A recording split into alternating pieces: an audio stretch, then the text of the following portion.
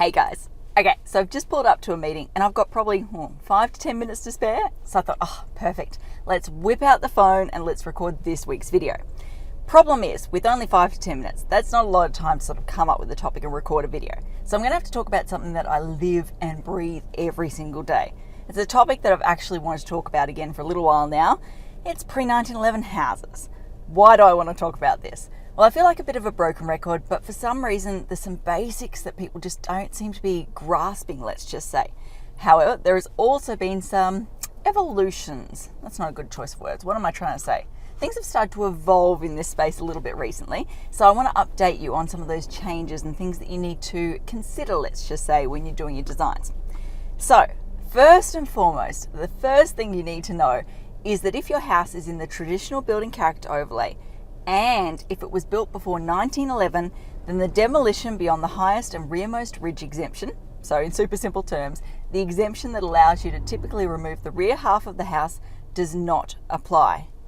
And the pre-1911 overlay is not a resource that you can turn to, let's just say, to determine whether the house is or isn't pre-1911. I won't bother going into the history and why that is. If you have any questions, add them in the comment section below, and I can definitely link in the old videos that go into this topic in so much detail. But moral of the story is I don't give a damn if your house is not in the pre-1911 overlay. What I care about is when it was actually constructed and is it in the TBC overlay.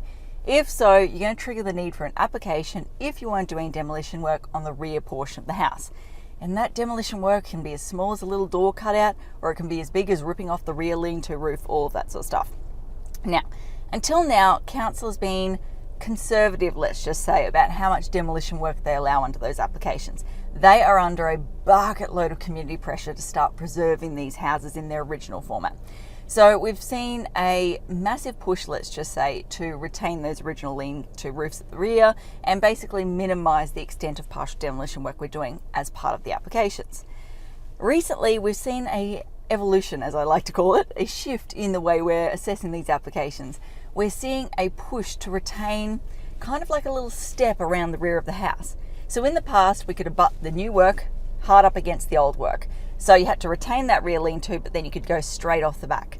Now what we're starting to see is a push to have, like I said, a step and then out and then back out again. So kind of like what I'd call a pod extension. Now, I'm fencing as to what I think about this. Like, part of me sits here and goes, you know what, with all of the documentation and the online records and all of that stuff we have these days, why do we need to preserve that physical step? Like, it's very obvious what the old and the new is. Why do we need that differentiation?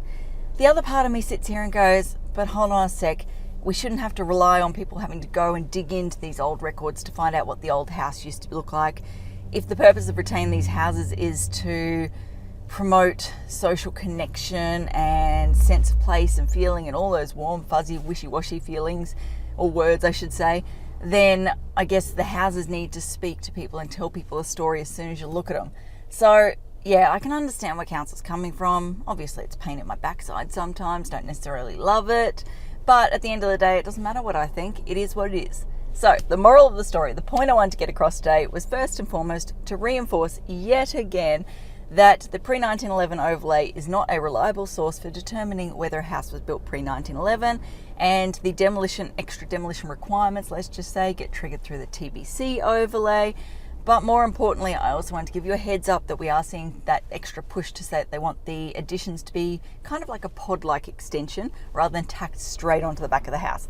So you need to keep that in mind when you're starting any designs on pre-1911 houses going forward. Obviously, we can continue to try and push for that attachment, but you need to prepare your clients to say, hey, there's a very good chance council's going to push back and we're going to be forced to step it in. I think that covers off everything I want to talk about. Okay, better get to this meeting. As I always say, until next time, thanks for watching. For all you red tape lovers out there, I have one thing to say. Well, no, actually, I've got three. Number one, the advice provided in these videos is general in nature. It's not site-specific. You would be a silly Billy to go and make financial decisions based on this advice without first checking with the town planner. Don't be a silly Billy. Number two, Brisbane town planning is in no way linked to Brisbane City Council. The views expressed in these videos are my own, not council's.